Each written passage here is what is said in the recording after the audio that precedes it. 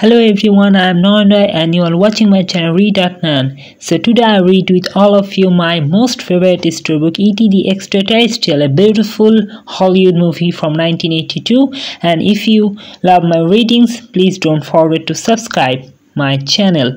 So here are various types of reading for all of you. Come, let's inside this book, E.T. the Extraterrestrial movie storybook, and edited by Kim Ostro.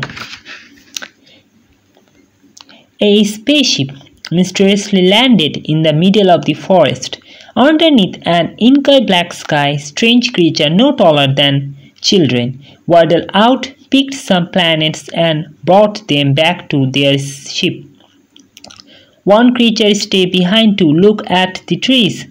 Out of nowhere, Sapphire Man started chasing the creature. Scared, he ran towards his ship, but it had already taken off. The creature's name was E.T. and he was now stranded on Earth. "Can I play now?" Elliot asked his older brother Michael. He sat on the kitchen table while his brother and his friend played a card game. "No, but you can go wait for the pizza," Michael answered, make all his friends laugh. Elliot grabbed his baseball and glove and ran outside. When he passed tool shed, he heard a rustle sound. "Herbie," he called his dog, but Herbie did not come. Elliot decided to throw his baseball into the shed. To his surprise, the ball came hurtling and landed at his feet. Elliot ran back to his house. "Help, let me in," he yelled, banging on his back door. "There's something out there," he said, trying to catch his breath as Mary, his mother, opened the door. "Who? The boogeyman? A goblin?" Michael said, laughing. "I'm telling you," said Elliot carefully. "Nobody go out there. Let's go," shouted Michael, and he and his friends bolted out the door. Elliot and Mary followed. "Something's out there," warned Elliot. "Look in the shed." "I think the coyote's been back, Mom," said Michael, pointing to some strange footstep. "Okay, that's it," said Mary. "Party's over, everyone back inside." "There was something out there," Elliot told his mother as they walked back. "I know, sweetheart," she said, ruffling his hair. This is the picture of Elliot searching the E.T. with his torch, and this is E.T. the Extraterrestrial.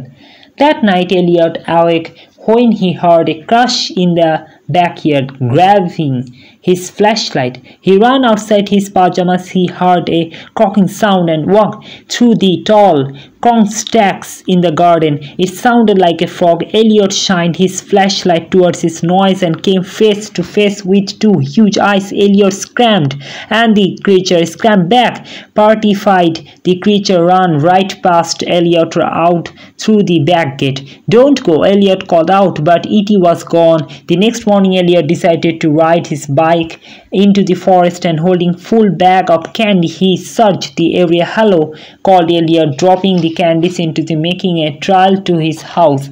Elliot waited in the backyard all the day into the night. He finally fell asleep in a chair until a noise woke him up. When he opened his eyes, he saw E.T. standing in front of him. "Mom, Michael," Elliot tried to speak, but barely any sound came out. Just then E.T. shuffled closer to him. Elliot held his breath, and then E.T. extended his long skinny arm, opened his little fist, and he dropped handful candy. Elliot slapped. Elliot smiled. Finally Elliot wanted to bring E.T. inside, so made a new trail. Candy's lying room seemed worn. Elliot called E.T. And finally the quiet Elliot room, they started each other, and the Elliot rubbed his nose. E.T. rubbed his nose too. So Elliot touched his mouth to see if E.T. would copy him. He did, and soon it get late. Both their eyes dropped sleepily. The next morning Elliot felt sick and stayed home from school. When his mother left, he hopped out of bed and brought E.T. out of hiding. "Do you talk?" asked Elliot.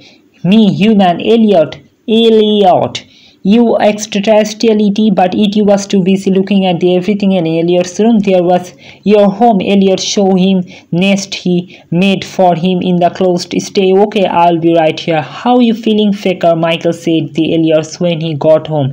"Remember the goblin?" Elliot asked. Michael just laughed at him. "I'm serious. Can you swear to make "The most excellent promise you can make," Elliot asked. "Okay," said Michael, "but you are punishing it." "Close your eyes," Elliot said, bringing E.T. out to the closet. "Now turn around." Just then Gritty, their little sister, burst through the door. She screamed when she was E.T., and E.T. screamed back. Suddenly everyone was yelling at once. After they climbed down, Elliot heard his mom come home. He pulled everyone into the closet, and they all sat on the floor, quietly staring at E.T. "He won't hurt you, Gritty," Elliot said, "but you can't tell anyone about him." "Why not?" she asked, and clutching her doll, Elliot thought for a moment. "Because grown-ups can't see him. Now everyone promise you won't tell," and they did. "Well, we will write back," Elliot said to E.T. As he headed downstairs for dinner. After dinner, the kids went to the play Elliot's room. "I am from Earth." "Earth home," Elliot said to the E.T. "Where are you from?" E.T. pointed to the window. So Elliot opened an atlas of the picture of the solar system. E.T. found some balls of clay Elliot's desk and placed the balls on to the book, and balls slowly rose in the air. They watched the amazement until Elliot screamed. The balls dropped to the ground. "What's happening?" asked Michael. "I don't know. I just feel scared," Elliot said. The kid went to check outside for any danger and left E.T. alone with a pot of dying flower that Gritty had bought for him earlier. Leafing through Gritty's coloring book, he saw a picture of a beautiful flower. Seeing the dropping flower next to him, E.T. concentrated on the pot. Suddenly the flower bloomed back to life. The next day, E.T. had to stay in the house while Elliot went to the school.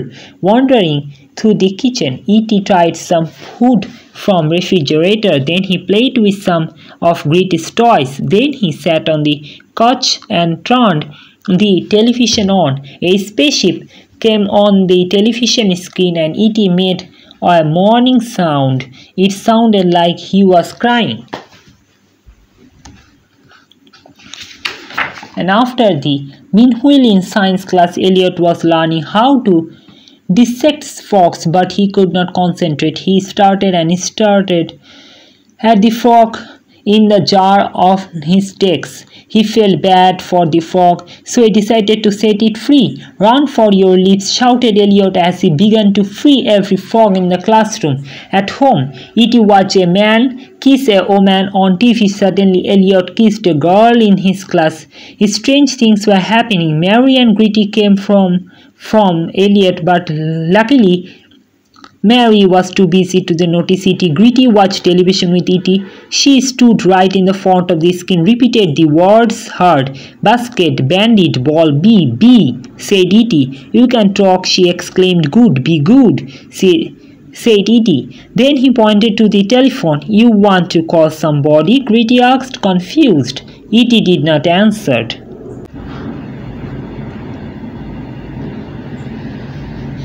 "Look what he brought up all by himself," Gritty said when Elliot came home. Gritty had also put all of her dress up clothes on. E.T. Elliot groaned when he saw him. She ignored Elliot's gown and showed him a pile of household items that E.T. had dragged to Elliot's room. "What does he need all this stuff for? Oh, and he can talk now. I touch him now." Elliot did not believe her. "Can you say your name, E.T.?" he said. "E.T., E.T., repeated." Elliot's eyes widened in surprise. Just then E.T. waddled to the window and pointed outside. "E.T. home phone." "E.T. phone home?" he asked. "E.T. phone home," he agreed excitedly as Michael walked in the room. Elliot knew exactly what he had to do. He had helped E.T. call his home. "You know, Elliot, he does not look too good lately," Michael said. "Will they looked in the garage for things to help E.T. makes his communicator." "Don't say that," snapped Elliot, and we're fine. What do you mean we? I mean he fine, Elliot answered. He could not explain why he felt things E.T. felt. He just knew he felt them. What he did not know about was the van full of men spying on them parked outside his house. Back in his room, Elliot reached into the supply box from his garage and cut his finger on something sharp.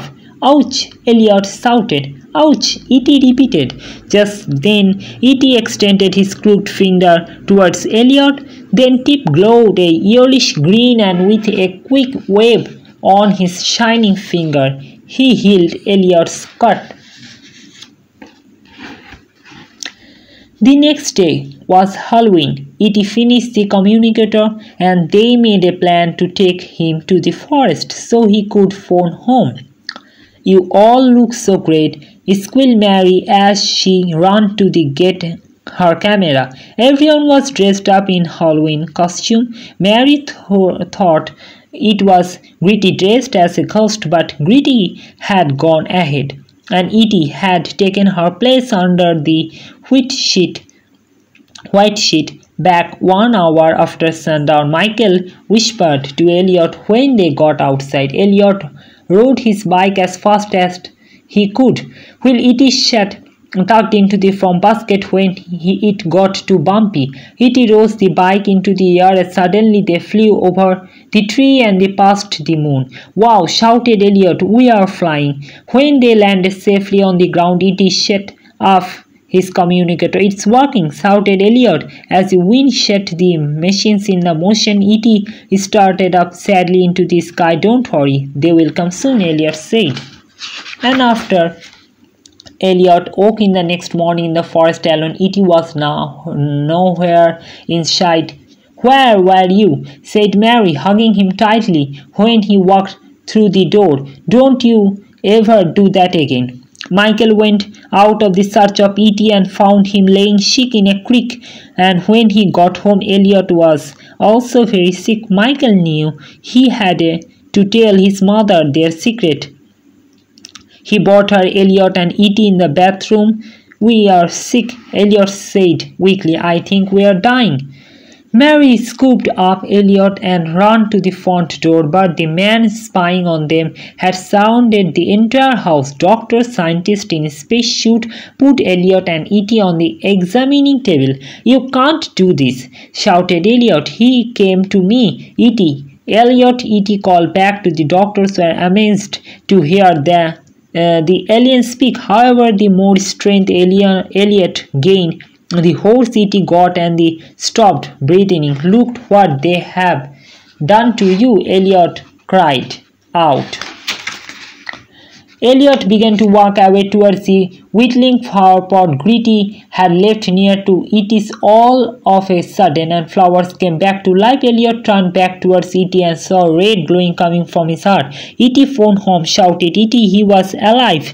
Does this mean they were coming? Elliot asked him excitedly. Yes, E.T. phoned home. E.T. phoned home. Overjoyed, Elliot found Michael and made a plan to take E.T. to his spaceship. Michael sneaked into the driver's seat of the van that the doctors had put E.T. in. Elliot jumped in the back and Michael's friends followed on the bikes. They tried to escape the cars that were now following them, but soon the man had them cornered. So Michael and Elliot got out of the van and jumped onto their bikes and put E.T. the basket again.